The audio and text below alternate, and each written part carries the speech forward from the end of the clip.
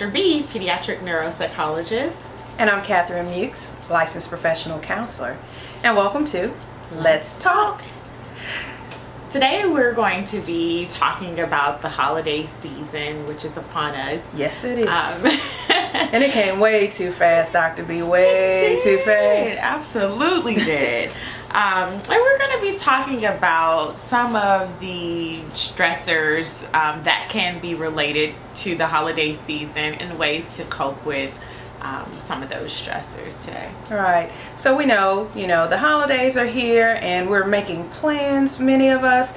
What are we going to do? Dare I say the F word? Family's going to be around. And the holidays is an exciting time for many of us, but it can also be a very stressful time because it takes us out of our kind of normal daily functioning, because now we're starting to consider things and events and what we're going to do and planning and all these other pieces.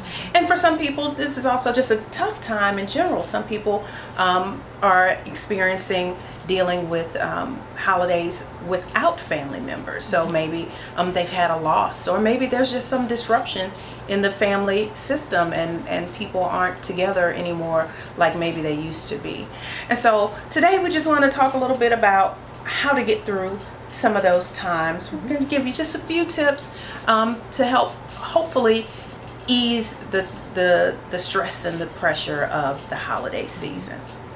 One of the ways that will probably help to alleviate some of the stress is being planful, having a kind of clear ideas about how many people are going to be attending your party, who's going to be attending, how long it's going to take for you to prepare things for events. The more planning, the less stress that you will have, because you will be able to pace yourself.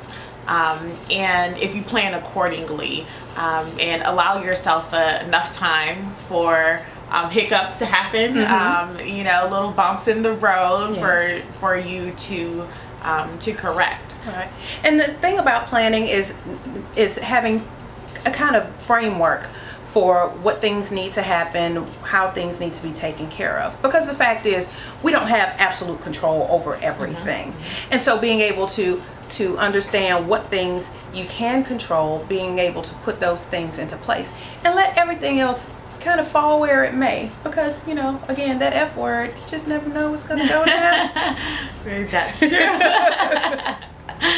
Then, in the process of planning things, we also need to understand our limits. Absolutely. Because we do have limits. As much as we want to be Superman or Superwoman, reality is we are dealing with a limited amount of time, absolutely, a limited amount of energy, limited resources. Correct. Absolutely. I mean, and you're still splitting your time. If you're working, you may still have a full-time job. You still have children.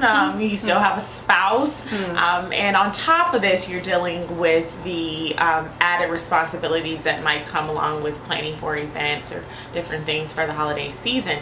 So in the planning, you have to understand your limits, whether that is your financial limits and what you're able to do. Are there some other kind of limitations that you might think of? Just limits on time, limits of expectations, right? A lot of times, we have, I can't speak for anybody but myself. I know sometimes I have these big ideas about things that I want to have happen, and that's just not going to happen every single time. And so really being able to know when enough is enough, when being able to say no, and being a no can be your friend, and being able to say, okay, as much as I'd really like to, have every square inch of my house covered in whatever, that's just not, it's not physically possible. It may not be financially possible, and I just may not want to do that.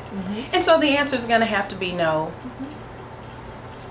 No. And maybe you'll say, that sounds like a great idea. Unfortunately, I will not be able to do that this year. Maybe another time. Is another way you can kind of approach saying no. Not right now. Not this year. Try again next time. And it still may be no then. So, but just really understand, and even your own physicality, right? You know, there's some things like I'm not climbing on the roof.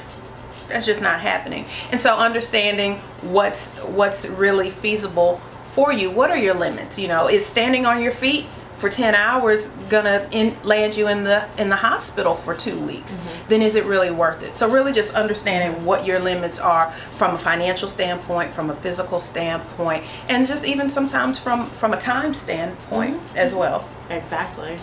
And you know, along with this planning and understanding your limits, it's amazing the resources that we have available for us, and a lot of times that can come in the form of support from your spouse, support from other family members, cousins, aunts, uncles, grandparents, children, but you know, we have to put ourselves out there to ask for help. Absolutely. And ask for that support when we need it. Some people may be glorious and are able to anticipate things that you need, but for the most part, many people are going to be busy with the hustle and bustle of the season, and therefore, in order for you to get assistance and help, you're going to have to make that known to others. Absolutely. Asking for help is definitely something that we want you to make sure that because once you've recognized what you've started making your plans, you've assessed what needs to be done, you've determined what your limitations are, being able to ask for help in those things can really alleviate some of that stress and that tension off of you.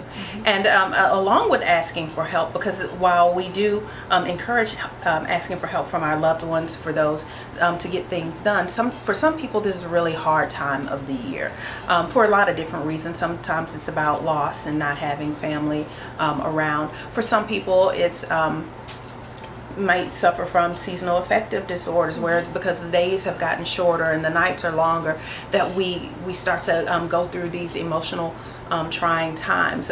Sometimes we have family members who are maybe getting older and maybe dealing with Alzheimer's or some other form of dementia, where maybe I think they call it sunset something, I can't think of the name of it right now, but when it gets darker, they may have more confusion or have more of those types of things. And sometimes we just don't know what to do. And while we're trying to go around doing these things and be festive and be in the holiday spirit, we're really dealing with tough times. And so asking for help is definitely, we want to get help from our support systems. But if you're getting to a place to where you're feeling like, you know what, this is overwhelming to a degree that it's never been overwhelming to me before, then it may be a sign that, you know what, maybe this is the time for me to seek some professional help with this as well. Whether that professional help be getting a planner to do your things, or maybe you're having some internal things that are going on that you really need to deal with, to seek professional help from psychologists like Dr. Baruch or Dr. B, or